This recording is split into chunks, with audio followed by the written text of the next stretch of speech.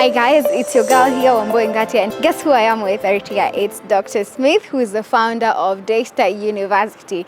And I am sure you're curious to know, first of all, why he started Daystar, but I'm not going to ask him that today. But sir, thank you very much for accepting to be here. And I would like to know, what is that one thing that has allowed you longevity in your career such that you're still pushing on until now?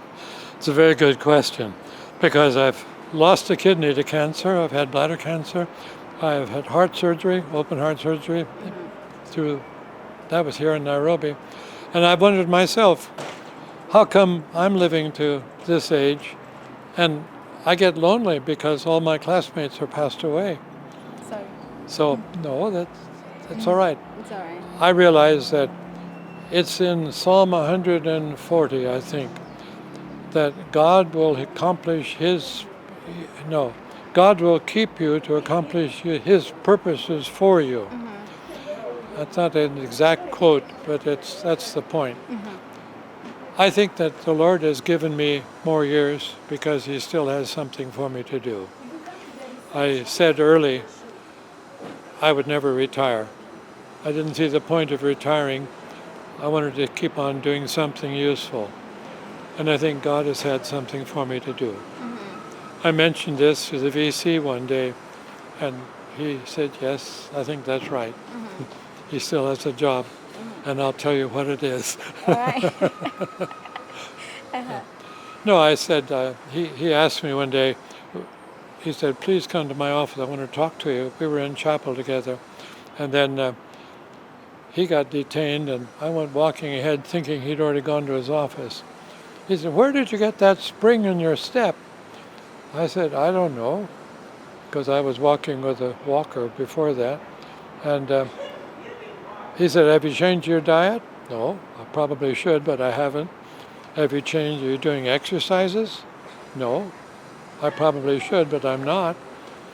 I don't know why. I just think the Lord has given me this for some purpose, and I want to use it in the right way, because it's a privilege. Which is really amazing. Wow. So I would like to ask you some little bit of a personal question. Yeah, I have heard you say before that you've been together with your wife for like 72 years. And basing on the fact that nowadays there's so many divorces and everything, relationships breaking up and everything, what is the secret behind this? Both of us have committed our lives to the Lord. She did when she was about 10 years old, and I did when I was a second year in secondary school, and we meant it. It was real. It wasn't just a superficial decision. So that we've disagreed at times, and we've argued at times. It isn't that we've always been sweet and, not at all. We have been two people. She has respected me.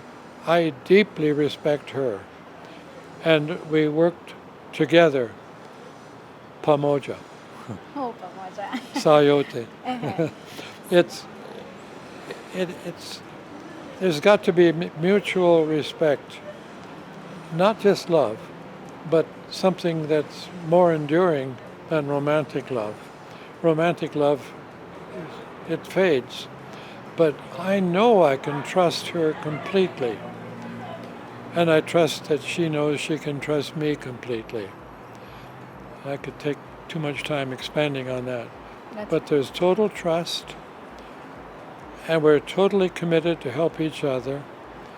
We both seek to obey Jesus, and He is central in our life.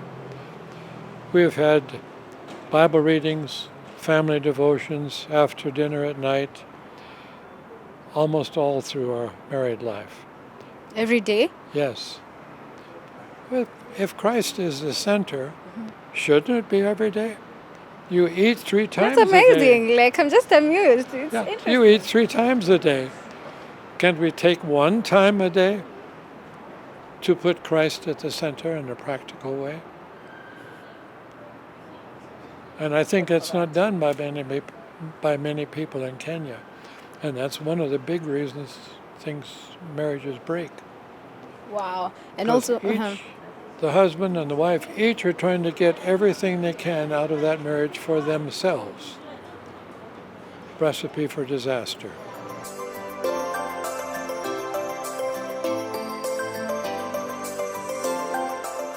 What has been your motivating factor to keep that consistency? I think that the difficulties,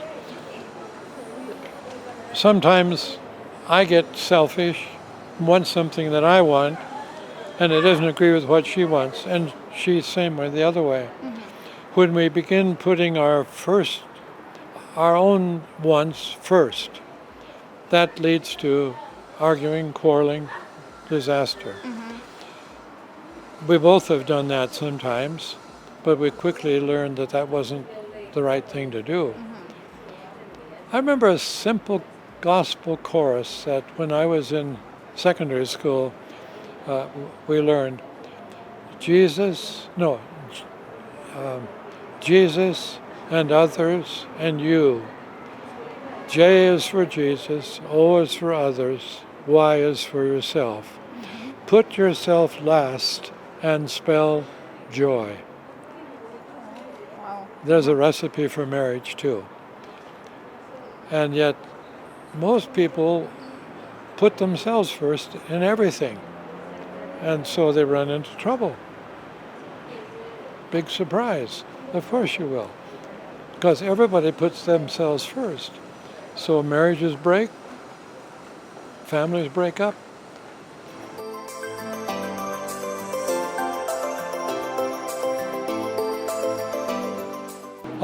First of all, I'm one of two founders.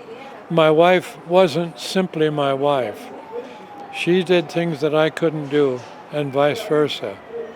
We worked together, we prayed together, we thought together. She never hesitated for us to give up everything necessary if that would further what we were trying to achieve. When we moved to Nairobi, we had started Daystar in Bulawayo, Zimbabwe. And we didn't have any money. But God worked and supplied everything. When we moved to Nairobi, we lived in one room on the second floor of the house over here. And our two children slept in another room. It was an office during the day. Our room was my office during the day, and at night we unfolded our bed, and that's where we slept. Now, why, after 20 years of marriage, did we do a thing like that? Because we were both committed to achieve something, and we both were involved in it. So of course we did that. Until 2 years ago, I had never, and Faye nor I, we had never taken anything from Daystar, financially or otherwise. But we gave everything we earned to Daystar.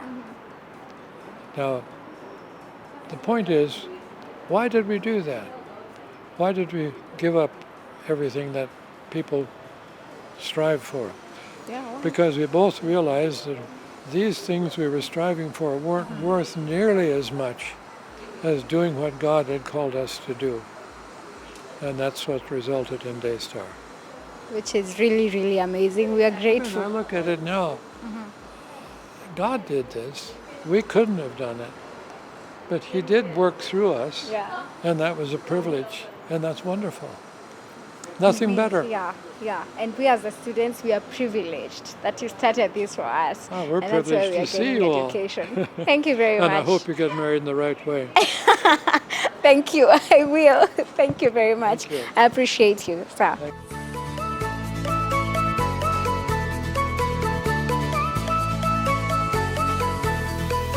Wambui, Ngatia, till next time.